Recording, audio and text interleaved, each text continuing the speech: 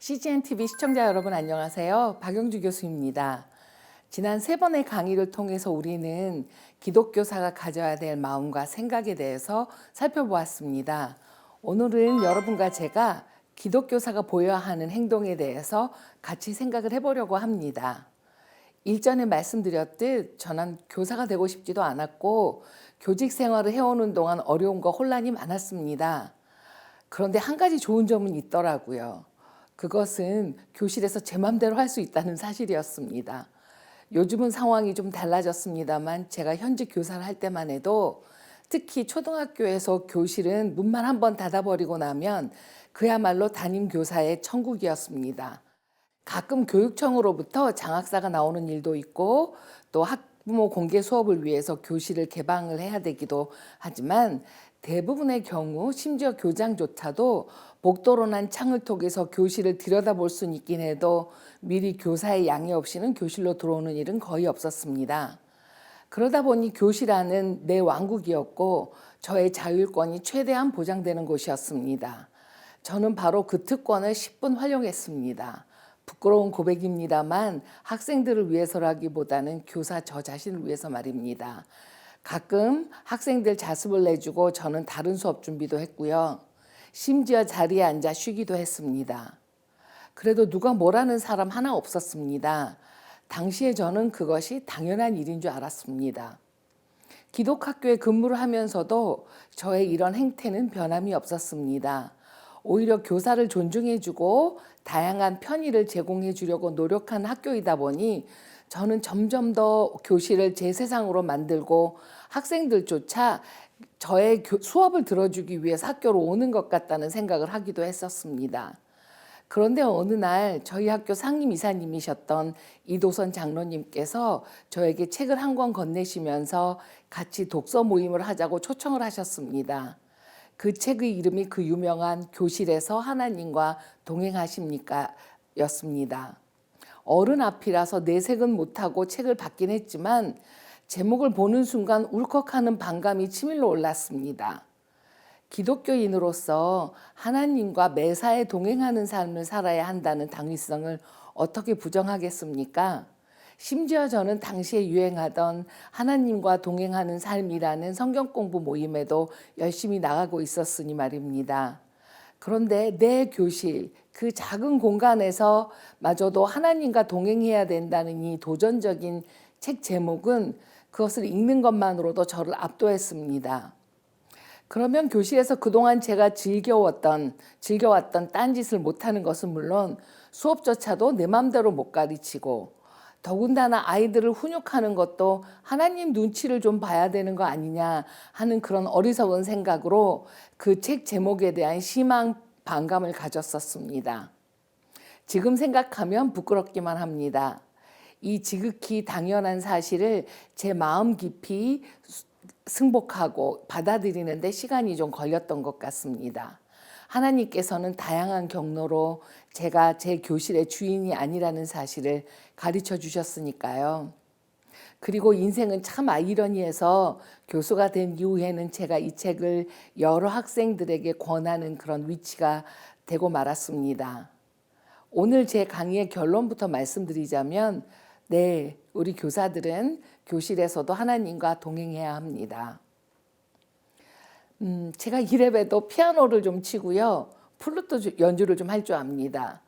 노래도 좀 하는 편이어서 교회 성가대에서 솔로를 한 적도 있습니다.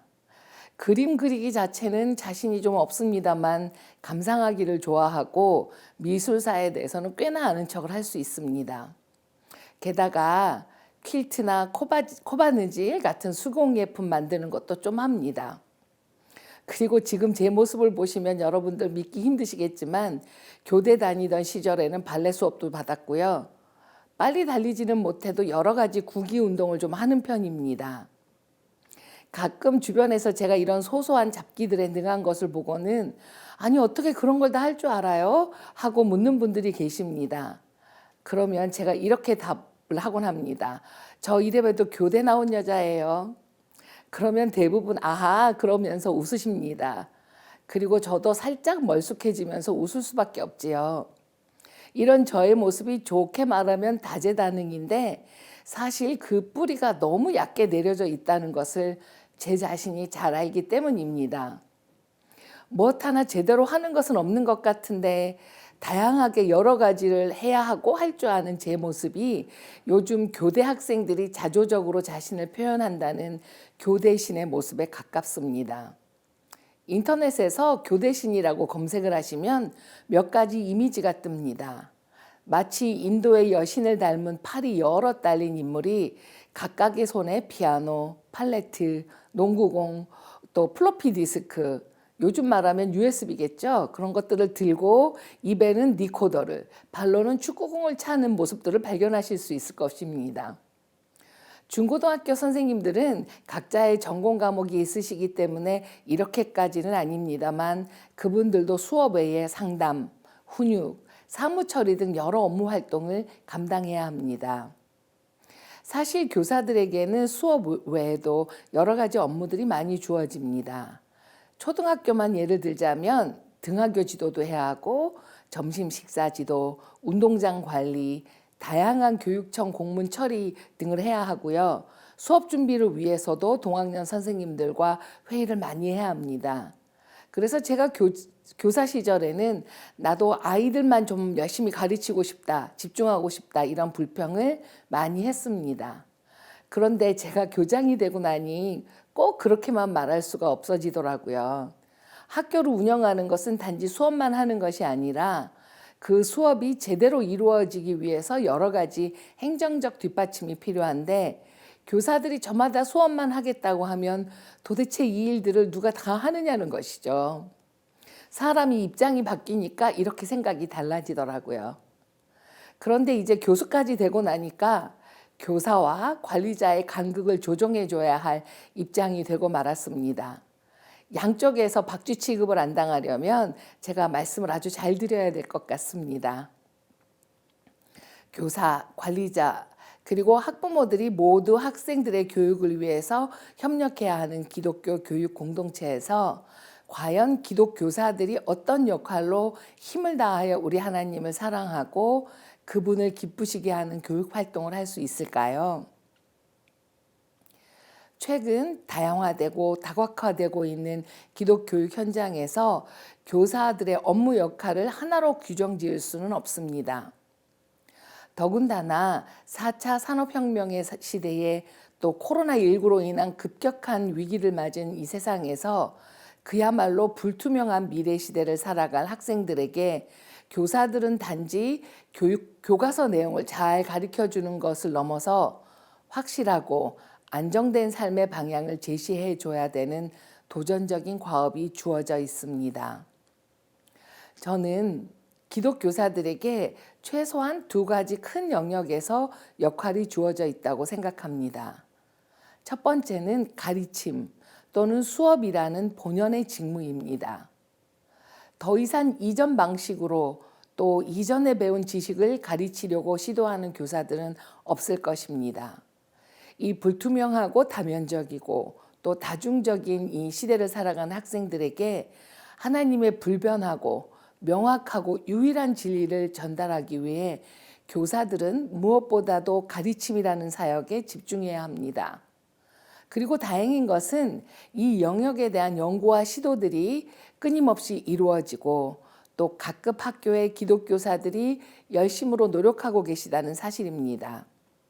제가 지난 시간에도 이 주제와 연관되어서 말씀을 드렸기 때문에 오늘은 이 정도로 말씀드리고 다음 영역을 더 집중해서 살펴보겠습니다. 두 번째 기독교사의 행동 영역은 제가 임의로 목양적 교육 활동이라고 이름 지어 보았습니다. 교육기관의 본연의 임무인 교육 활동을 수행하기 위해서 그것이 제대로 이루어지기 위해서는 뒷받침되어져야 할 많은 일들이 있습니다. 진정한 배움이 일어나도록 지원하는 그 모든 활동들이 목양적 교육 활동이라는 범주에 속합니다. 예를 들어 볼까요? 당연한 일이지만 학생들에게 깨끗하게 정비된 교육 장소를 제공해 주어야 합니다. 그런데 청소 또는 미화 작업 같은 일은 누가 해야 하나요? 학교의 청소 영역으로 고용된 분들만의 업무일까요? 제가 교장이 된 후에 깨달은 재미있는 사실이 하나 있습니다.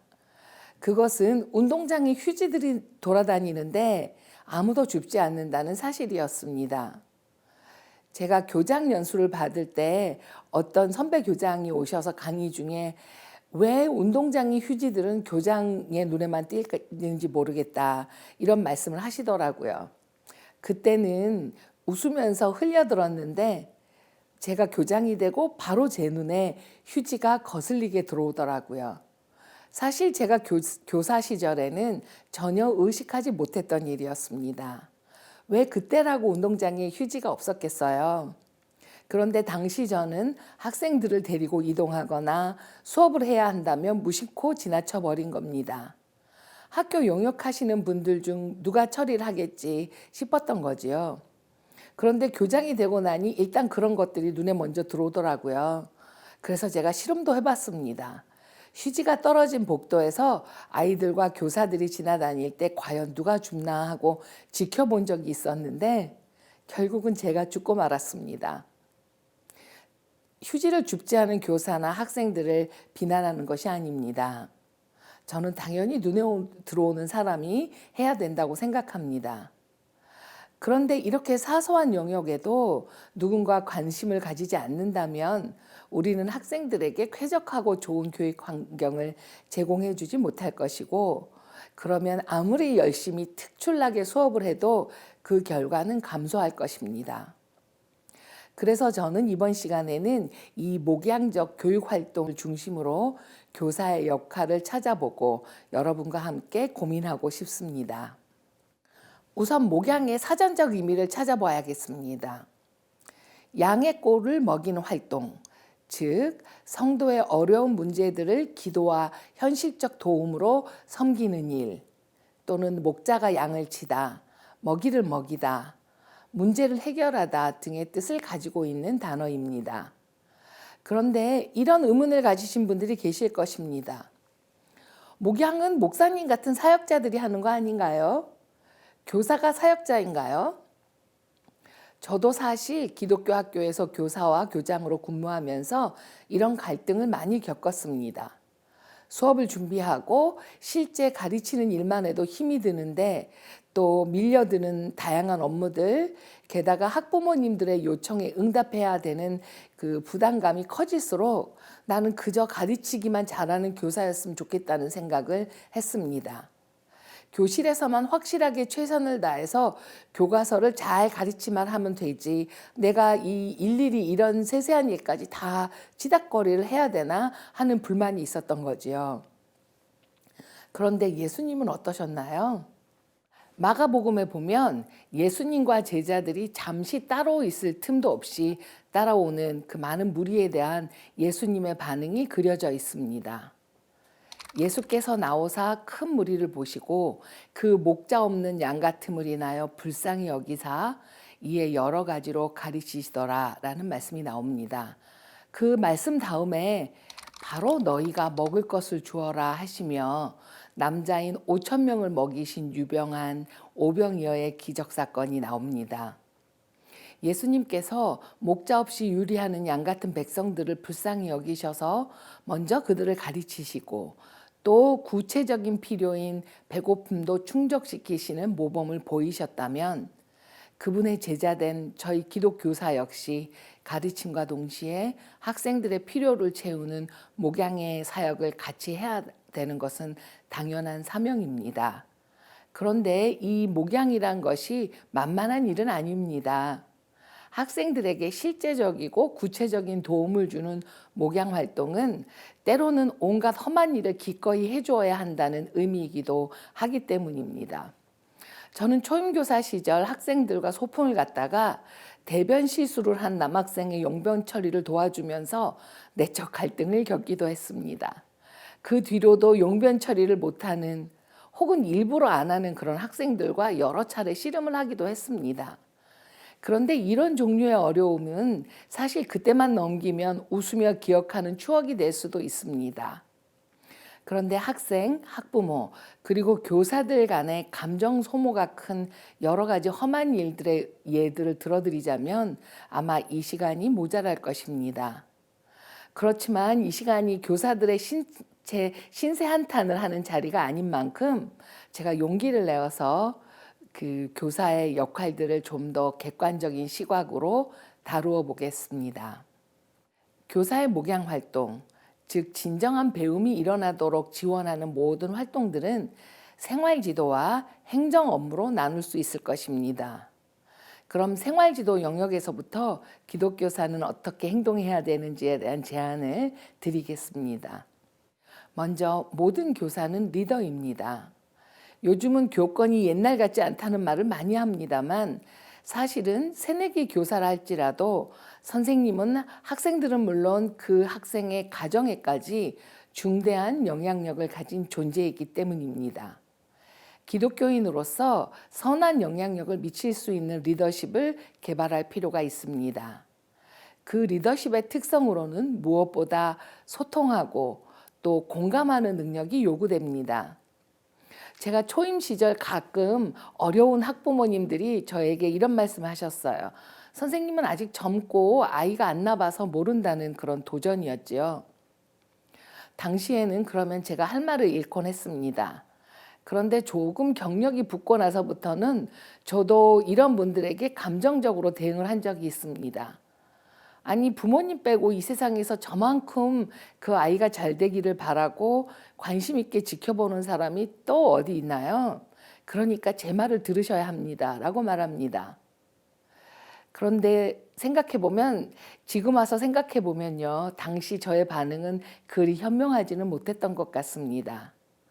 오히려 교육을 위해 하나님 앞에서 기본적인 책임이 있는 존재로서의 부모님들의 역할들을 그분들이 인식하도록 제가 잘 도와드리는 역할을 했어야 합니다. 이렇게 섬기는 리더십을 발휘해서 아이의 문제를 발견하고 또 당황하신 부모님들의 이야기를 잘 들어드리고 공감을 표시했더라면 더욱더 효과적인 목양 활동이 되고 또 그 학생에 대한 생활 지도를 더 잘했을 것 같습니다. 다음으로 학생에 대해서도 마찬가지 리더십을 필요합니다. 일방적 지침을 내리는 것이 아니라 교사가 직접 모범을 보이는 것이 필요합니다. 학부모 관계에서만이 아니라 교사와 학생, 교사들 간에도 다양한 갈등이 발생합니다. 교사도 연약한 인간이어서 어린아이들에게조차 부정적인 감정을 제어하기가 힘들 때도 왕왕 많습니다. 말을 안 했다고 학생들이 그런 교사들의 감정을 읽지 못하는 것이 아닙니다. 이런 어려운 상황에서 교사가 어떻게 그 문제를 해결하기 위해서 모범을 보이는가 하는 것은 그 학생뿐 아니라 학급에 속한 모든 학생들에게 깊은 인상을 주게 됩니다. 기독교 학교에서도 실수가 많이 있고 불화가 조성되기도 합니다.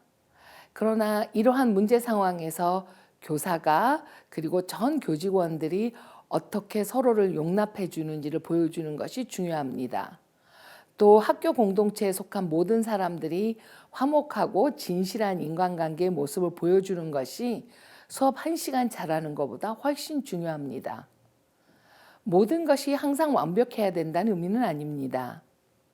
말이 아니라 행동으로 학생들이 저절로 배울 수 있는 안전한 환경을 제공해 주는 것이 바로 교사의 생활 지도가 될 것입니다.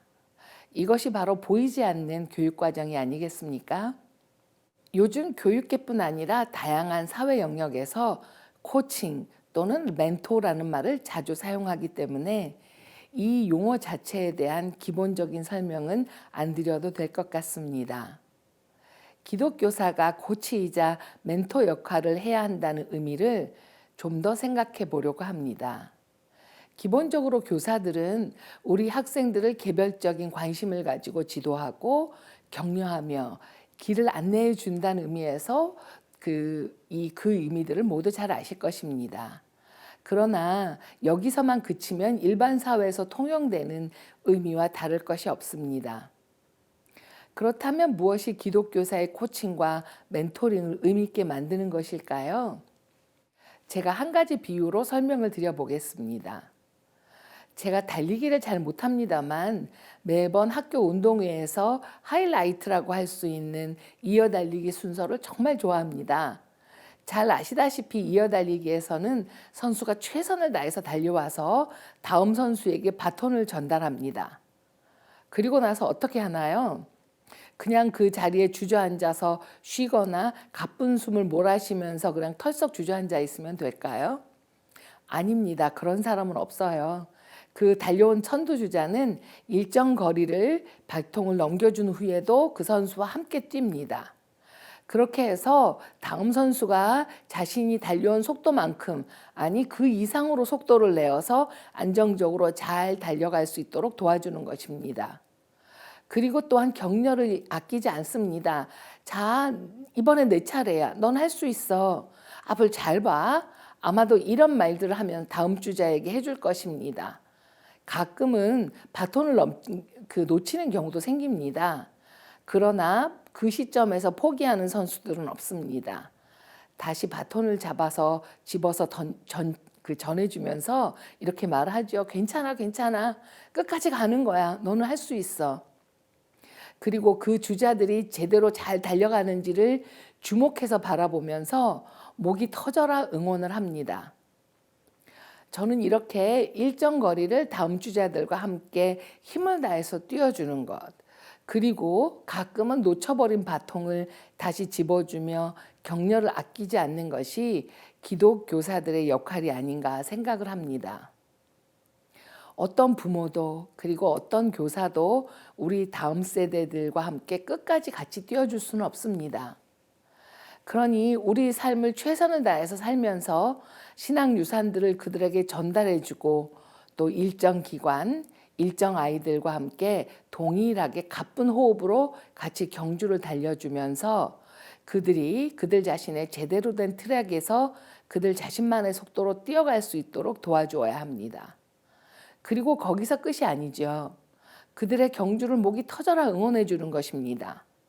그들이 달리다가 힘들 때 되돌아보면 언제나 우리 모습을 보일 수 있도록 정말 우리가 지치고 피곤함에도 불구하고 꿋꿋하게 우리 자리에 서주는 것이 필요합니다. 그 거리에서는 특별히 우리가 더 해줄 수 있을 만한 것이 없습니다. 그러나 우리가 달려온 과정, 그리고 우리가 함께 해주었던 기억, 그리고 우리의 응원에 힘입어서 우리 학생들이 조금이라도 더 앞으로 잘 달려나갈 수 있을 것입니다. 다음으로 교사의 또 다른 목양 활동이라고 할 수 있는 행정 업무에 대해서 생각을 해보려고 합니다. 앞에서 말씀드렸지만 교사들은 누구나 행정 업무가 아닌 가르치는 일에만 집중하고 싶어 합니다. 그러나 실제 교육 환경에서 이 두 가지가 분리되는 일은 쉽지 않다는 말씀을 제가 이미 드렸습니다. 그렇다면 교사 입장에서 왜 행정 업무가 필요하고 어떻게 해야 하는가에 대해서 설명이 필요할 것 같습니다. 교사가 행정 업무 활동을 해야 하는 가장 첫 번째 이유는 교사는 우리가 속한 공동체의 중요한 일원이기 때문입니다.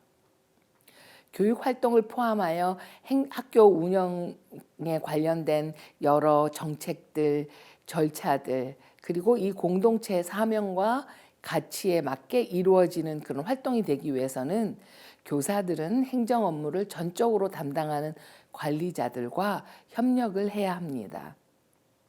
기독교사들은 월급을 받고 일하는 수업 전담 고용인이 아니기 때문입니다. 따라서 우리는 주인의식을 가지고 학교 운영 전반에 대해 책임감 있는 반응을 보여야 합니다. 교사는 학교가 속한 공동체의 독특성을 인정하고 이해하기 위해 노력해야 합니다. 학교 설립의 주체가 누구이며 어떤 방향을 추구하는가를 이해하고 성실하고 충실하게 따르는 것이 필요합니다. 그렇다고 제가 지금 교사들이 무조건 학교 리더십에 순종해야 된다라는 말씀을 드리는 것은 아닙니다. 저의 교장 경험에 비추어 보면 학교나 리더십에 대한 불만이나 다양한 제안들을 직접 나서서 말해주는 교사들보다는 오히려 어두운 표정으로 마지못해서 뒤에서 따라오는 분들이 훨씬 더 힘들더라고요. 학교 공동체 일원들이 정직하게 대화하기를 포기하지 않는다면 행정적 업무 혹은 개인적 관계에 있어서의 일시적 갈등들은 정말 발전적으로 해결해 나갈 수 있을 것입니다. 따라서 교사들은 자신이 학교에 고용된 교직원이 아니라 한 가족으로서의 자긍심을 가지고 행정 업무에 협조할 뿐만 아니라 개선책들을 적극적으로 제안할 필요가 있습니다. 다음 학교 행정 업무 중에서도 특히 교육과정 기획의 과정에 교사들이 더욱 적극적으로 참여할 필요가 있다는 말씀을 드립니다. 국가에서 일괄적으로 정해준 교육과정에 따른 교과서 진도만 착실하게 따라줘야 하는 시대는 이미 오래전에 지났습니다. 교사는 교육과정 전달자가 아니라 교육과정 디자이너 혹은 개발자로서의 전문성을 갖추어야 합니다. 특히 급격하게 변하고 있는 미래 사회의 교육 환경에서는 교사들이 자신이 가르쳐야 하는 학습 내용에 대한 주체적인 판단을 내려야 합니다. 더군다나 기독학교의 그 신앙통합 수업에 대한 연구와 실천은 교사의 주도적인 활동을 필요로 합니다. 이러한 교육 활동이 효과적으로 이루어지기 위해서는 다양한 행정적 지원이 필요하지요. 예를 들어서 교육 활동에 들어가는 예산도 교육과정 기획 당시부터 염두에 두어야 합니다. 이런 것을 관리자들이 다 알아서 해줄 것이라는 기대를 하기는 어렵습니다. 그분들이 마음이 없어서가 아니라 실제 교육 현장을 몰라서 그렇습니다. 학생들 각자의 특별한 필요, 교실 환경의 다양성, 그리고 가르치는 과목의 전문 영역에 대해서 교사들보다 잘 아는 사람은 없습니다. 그렇기 때문에 교사들이 주도적으로 이 과정을 잘 이루어지기 위한 행정적 뒷받침들을 적절한 방법으로 요구하고 또 직접 나서서 해결을 해야 될 필요가 있습니다. 또한 기독교사들은 하나님의 청지기로서 자신의 교육 활동을 정직하게 모니터링하기 위해 행정 업무에 참여해야 합니다. 학생, 학부모, 그리고 학교 관리자들에게 자신이 수행해온 교육 활동의 성장 혹은 부족한 부분에 대한 정보를 제공해 주어야 합니다. 정기적 평가의 영역이 이에 속하겠지요. 평가는 소위 그 시험이라는 이름으로 학생들의 성적만을 확인하는 어쩔 수 없는 활동이 아닙니다. 교사 및 학교의 전반 활동을 정기적으로 돌아보며 장기적이고 꾸준한 교육적 성과를 이루어가야 하는 필수적인 교육 과정입니다. 이 평가 과정에 어쩔 수 없는 행정 업무들이 수반됩니다. 그리고 이 업무들은 제3자가 아니라 교육 당사자인 교사들이 감당해야 할 소중한 교육 활동입니다. 물론 IT가 놀라운 속도로 발전해가고 AI 시대가 되면서 기계적, 반복적, 수동적 업무에 대한 교사들의 수고는 경감되어져 갈 것입니다. 따라서 교사들은 창의적이고 문제 해결력인 그런 해결력을 가지고 행정 업무들을 추진하고 또 교육 발전을 위한 방향 제시를 해줘야 할 필요가 있습니다.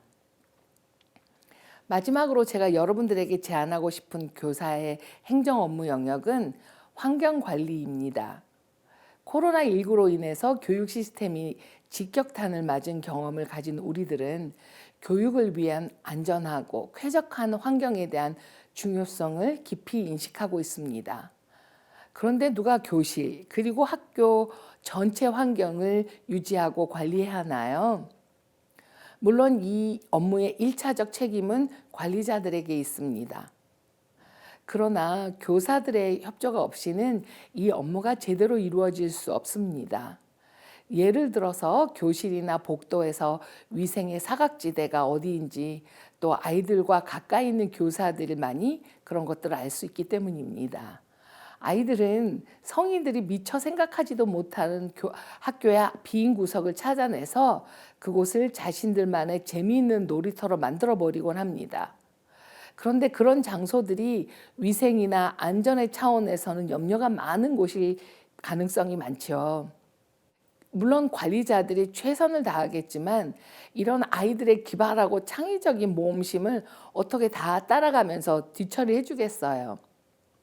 그나마 아이들의 특성과 활동 반경을 잘 알고 있는 교사들이 선제적으로 위험 요소들을 제고해 줄 수 있도록 행정팀들과 적극 협력하는 것이 필요합니다. 환경적인 업무는 이것뿐이 아닙니다. 교실을 깨끗하게 그리고 학습에 대한 흥미가 유발될 수 있도록 잘 정리하는 학습 장소로 구성해야 될 필요가 있죠.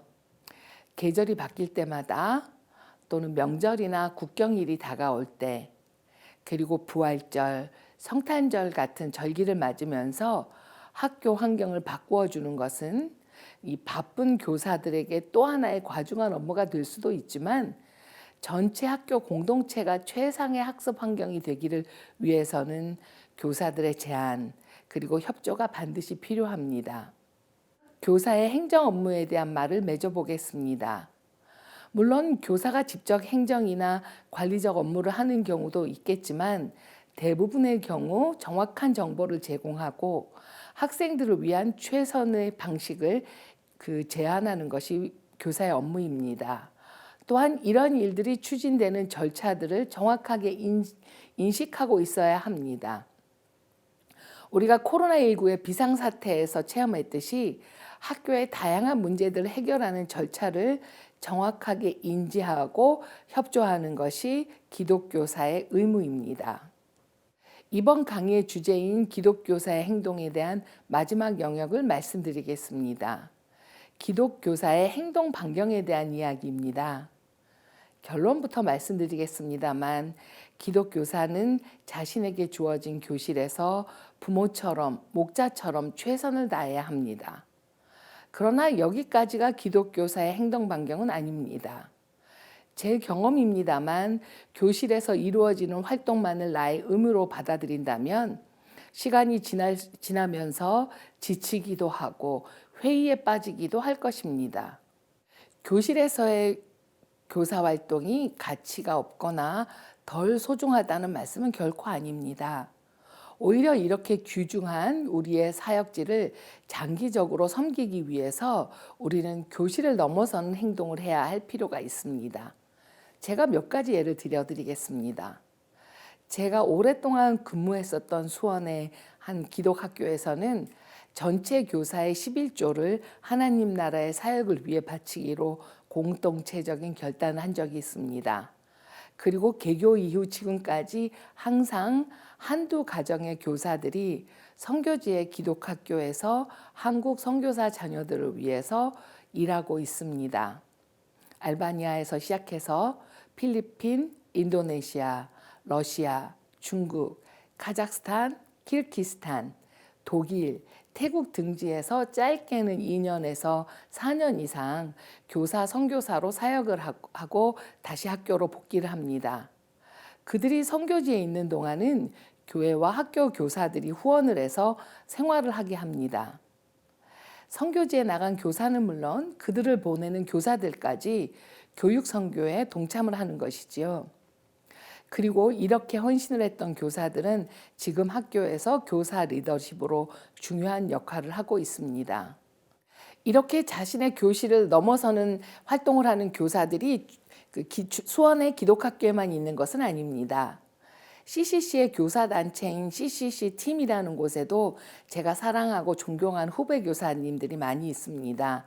이분들은 공교육 학교에서 재직하는 동안 오지의 선교사 자녀들과 1대1로 매칭을 해서 예전에는 스카이프, 지금은 줌 온라인 교실을 운영해 오고 있습니다.